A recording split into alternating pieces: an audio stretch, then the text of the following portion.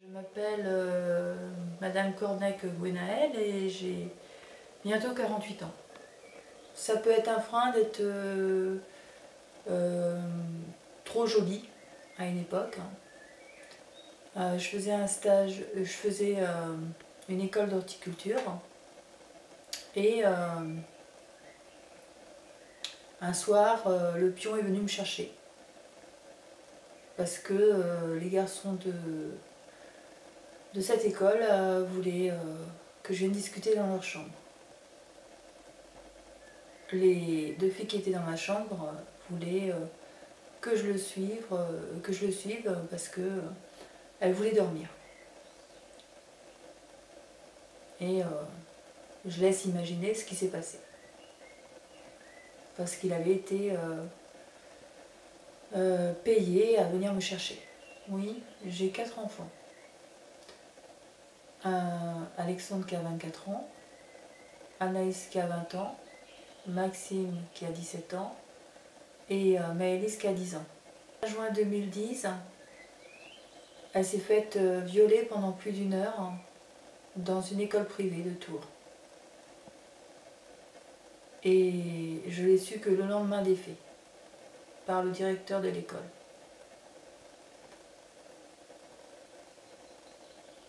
C'est un viol où il y a 3 chefs d'inculpation.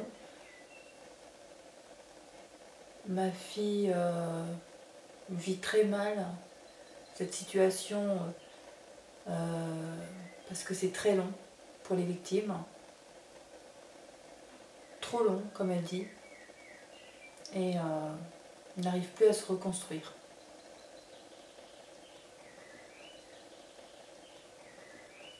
Pourtant, moi, j'aimerais retravailler. Elle ne met jamais de robe. Mais il n'y a pas un mois sans qu'elle fasse une énorme crise. C'est terrible. J'ai de plus en plus de mal à gérer cette situation où je ne peux pas l'aider, où on ne met pas d'outils en place, où on ignore les droits des victimes. On ne vous aide pas à aider une victime en tant que parent. On vous dit d'aller voir un psy ou un psychiatre, mais après, quand elle rentre à la maison, quand elle dort, quand elle fait des cauchemars. Nous, on est passé pendant 6 heures à huis clos, côte à côte, avec les 2 agresseurs de notre fille. Heureusement qu'elle était mineure, qu'elle n'était pas obligée de venir. Mais on vous enferme dans une pièce où on a l'impression que les avocats font du théâtre. Où le procureur qui est sur le côté vous dit que votre fille est victime, évidemment. On relate tous les faits qui sont terribles. On a la juge des enfants en face et 2 assesseurs. Mais on ne prend pas de gants. C'est comme si c'était comment dirais-je, devenu tout à fait normal, ce genre de choses. Mais rien du tout, à part nous mettre en place des experts d'ordre médical que nous, parents, parce qu'on travaille, devons payer. Faut le dire, tous les frais sont à nos charges, parce que j'ai un mari qui travaille, qui a des primes de risque. Quand tu achètes ta maison, tu contractes une assurance, des contrats de la vie, pour mettre toute ta famille à l'abri. Finalement, en fin de compte, quand tu as un gros problème de la vie, c'est à toi de payer avocat, médecin. Elle a eu, mais avec beaucoup de mal. J'ai eu beaucoup de mal à avoir des provisions vis-à-vis d'elle, de 5 000 €. Et nous, on a eu 700 €, 750 € plus exactement. en tant que parent pour le dédommagement qu'on a subi mentalement. À titre moral. Il faut savoir qu'une heure de médecin conseil, c'est 250 €. Moi, je ne retravaille plus, j'étais sur du 39 heures avant les faits. J'avais 2 très bons rapports trimestriels. Je n'ai pas pu retravailler que sur du 12 heures parce qu'elle n'allait pas bien. Et son état s'est détérioré. Donc, depuis que je suis licenciée économique il y a 2 ans, bientôt,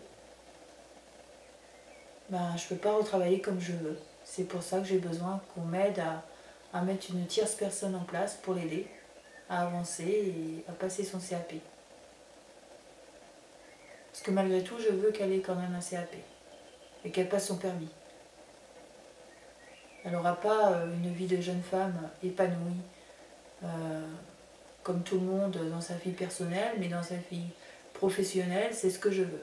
Alors j'ai demandé à la David de m'aider, mais un matin, ma fille a fait une nouvelle crise, parce que je lui ai demandé de mettre ses bottes, il pleuvait. Elle m'a attrapé les cheveux, elle m'a arraché les cheveux devant mon mari. Elle me donnait des coups, parce qu'elle n'allait pas bien. Ça faisait quoi 2 ans que ça lui était arrivé. Donc j'ai cherché une clinique, un hôpital. Attente. Toujours attendre. Alors du côté aussi des politiques, j'ai rien trouvé comme aide. Je les ai alertés plusieurs fois. Je suis venue les voir. Ils m'ont dit qu'ils allaient m'aider, mais ils ne l'ont pas fait. L'association des victimes de Tours, pareil. J'ai attendu 3/4 d'heure au bureau de police pour m'entendre dire que cette dame ne s'occupait pas de mon dossier et que si elle avait su, elle ne m'aurait pas fait venir la voir. Donc, ni pour venir à huis clos. Youar et Rose, avec Willy Pierre, parce que j'ai vu pour le harcèlement scolaire et nous aimerions évidemment lutter contre ce fléau pour que les enfants soient protégés dans les écoles. Passer et faire 800 km pour venir sur Tours voir ce que vit ma fille au quotidien, voir ce qu'on vit au quotidien et nous aider à faire en sorte que les victimes soient prises en charge tout de suite. Moi, ça me met très en colère, ça me met dans une rage folle. Et quand j'entends parler de toutes ces jeunes qui souffrent, qui arrivent à des gestes de désespoir, je le souhaite à personne.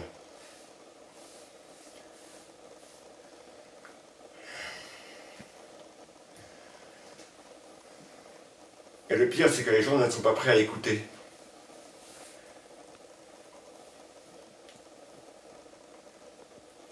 Je ne souhaite pas vivre ce qu'ont vécu certains parents. Mais de façon indirecte avec le monde en handicap, je vis à une autre croix. Je ne peux plus embrasser ma fille. Parce qu'elle est en colère elle-même. Comment faire pour l'aider? Comment aider ma femme et mes autres enfants qui en souffrent? Et comment aider d'autres parents qui vivent parfois pire? Je me refuse à baisser les bras. Pour tous ces jeunes qui vont devenir des adultes, je veux leur offrir un monde meilleur, donner de l'espoir.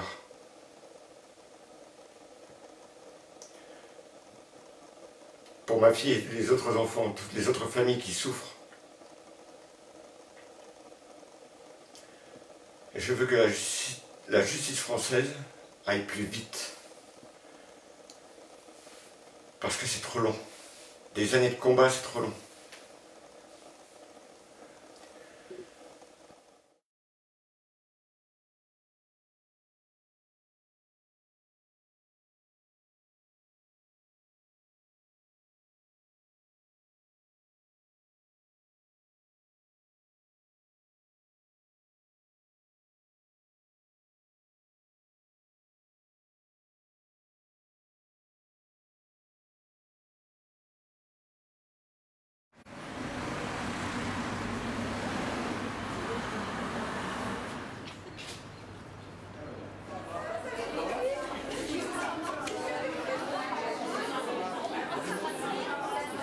Aussi les informer, les accompagner, les aider. Il s'agit d'une plainte contre X, c'est-à-dire qu'en effet, peut-être qu'ils transforment leur souffrance personnelle en faisant souffrir l'autre pour les accompagner, mais la priorité, c'est surtout de protéger les victimes. Ensuite, par empathie envers toutes les victimes, dont trop ne sont plus là aujourd'hui pour témoigner des souffrances endurées. Mais surtout, pour contribuer à faire reculer ce fléau des cours de récréation et au-delà de tout l'environnement périscolaire. Environnement dans lequel, bien souvent, malheureusement, trop de personnes ferment les yeux en pensant à tort ou par méconnaissance qu'il s'agit de camineries qui forgent le caractère. C'est tout l'objet de cette conférence, comprendre ce qu'est le harcèlement scolaire. Le rôle de l'école, il est fondamental. Et cette initiative dont vous êtes à l'origine va nous permettre, ce soir, va vous permettre d'échanger, va vous permettre de vous renseigner. Cela fait finalement peu de temps, par rapport aux pays d'Europe du Nord, en tous les cas, que la France s'est saisie de cette question importante, fondamentale même, du climat scolaire, et à l'intérieur du climat scolaire, bien entendu, de la question des violences scolaires, et en particulier du harcèlement. Elle a été citée tout à l'heure, a été mise en place une délégation ministérielle en 2011. C'est une relation triangulaire. C'est-à-dire que vous avez des auteurs de faits, un ou plusieurs, souvent plusieurs, on va les appeler les harceleurs, les activités périscolaires, au sport, dans la classe, sur des réseaux internet, etc. Ces micro-violences, ce supplice chinois est terrible au bout d'une semaine et peut avoir des conséquences extrêmement graves. Et puis il y a cette relation dominant-dominé. Et finalement, très rapidement, ça va prendre de l'ampleur, dans la mesure où très rapidement, je vais me retrouver seule face à toute une classe qui s'acharne sur moi, de manière soit indirecte, c'est-à-dire, on verra aussi comment on peut participer indirectement à une situation de harcèlement. Donc il y en a qui participent indirectement par le rire ou par la passivité, et à côté de ça, il y en a qui bien sûr participent au travers des insultes, des humiliations, des moqueries tout le temps, et dans tous les espaces liés au scolaire, c'est-à-dire à la fois en pleine salle de classe, dans la cour de récréation, à la cantine, devant l'établissement, dans le bus. Très vite, ça va prendre de l'ampleur. Voilà, et qu'ils soient protégés. Et notre rôle, les uns les autres, et surtout l'encadrement, c'est d'assurer ça, d'assurer ce principe-là. Numérique sur tout ce qui a trait au cyberharcèlement, comment ils travaillent là-dessus? Pour info, l'entrée sur les réseaux sociaux, donc Facebook, Instagram, Twitter, Snapchat, ce que vous voulez, l'âge minimum légal c'est 13 ans. Or, on sait qu'il y a quasi un gamin sur deux avant 13 ans qui est présent sur ces réseaux sociaux. La plupart du temps, c'est avec l'accord des parents. C'était une très très belle conférence avec des intervenants de l'éducation nationale, Noémie Lagrand, Kids OK et moi-même. On a des conférences à renouveler pour sensibiliser le maximum de personnes, et je crois que, je ne sais pas si l'histoire est en marche, mais en tout cas il est en train de se passer quelque chose en France qui va dans le bon sens, qui peut aider les victimes et les familles, et puis accompagner également tous ceux qui le souhaitent dans la lutte contre le harcèlement à l'école et les violences en milieu scolaire. On a partagé vraiment tout le même principe, quelque part. On est tous ensemble pour lutter contre ce fléau qui est vraiment, qui est vraiment présent. Oui, parce qu'en effet, on est en retard par rapport à d'autres pays. Il y a eu une accélération, il faut aller plus loin. Et c'est vrai que je me répète, mais il faut vraiment allouer des moyens humains, financiers. On l'a encore vu ce soir, c'était souvent ça. C'est pas l'absence de bonne volonté, c'est l'absence de moyens, et surtout de moyens humains, pour pouvoir répondre aux attentes des uns et des autres. Voilà. Donc il y a un vrai challenge qu'on est prêt à relever avec Géraldine et d'autres. Pour les victimes, à leur dire que on est très nombreux à œuvrer sur le terrain pour que chacun prenne conscience de ce phénomène, pour les aider, qu'il ne faut pas qu'elles baissent les bras, qu'elles sont entourées, voilà, parlez si vous êtes confronté à cette situation. Et à côté de ça, le message aussi pour les témoins, c'est de surtout pas rigoler et de surtout pas non plus rester passif, simplement spectateur de ces situations, parce que finalement, en ayant cette attitude, on contribue à ce que ça continue. Donc en tant que témoin, c'est vraiment important de réagir, d'être solidaire, et si on ne se sent pas de réagir directement, au moins d'aller alerter l'adulte pour que cette situation, dans un premier temps, déjà ressorte au grand jour et qu'on puisse ensuite mettre en place des solutions pour y mettre un terme.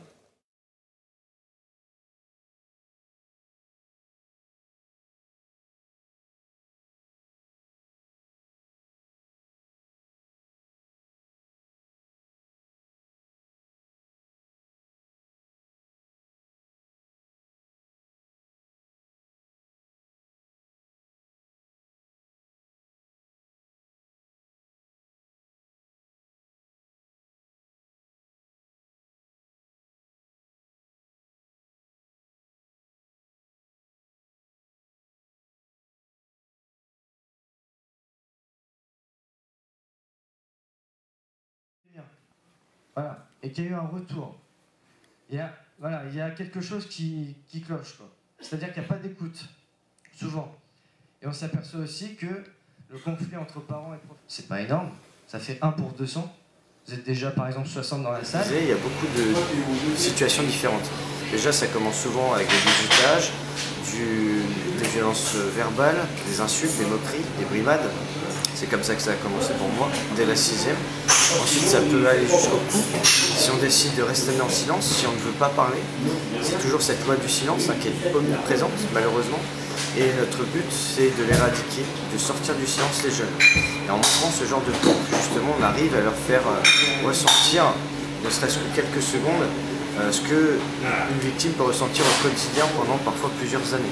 Malheureusement, on a bloqué parce que j'avais la honte, j'avais peur, j'avais des angoisses parce que j'avais peur des représailles.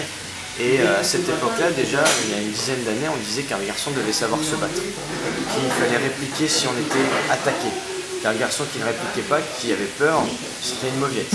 Voilà, tous ces clichés-là qui existent également chez les filles, on le voit encore aujourd'hui. Et donc du coup, on dit souvent que le contact, c'est l'appréciation des différences. C'est un auteur qui disait ça. Et justement, je l'ai mis dans mon premier roman pour bien symboliser le fait que l'acceptation d'autrui, c'est quelque chose qui s'apprend. Encore une fois, l'éducation.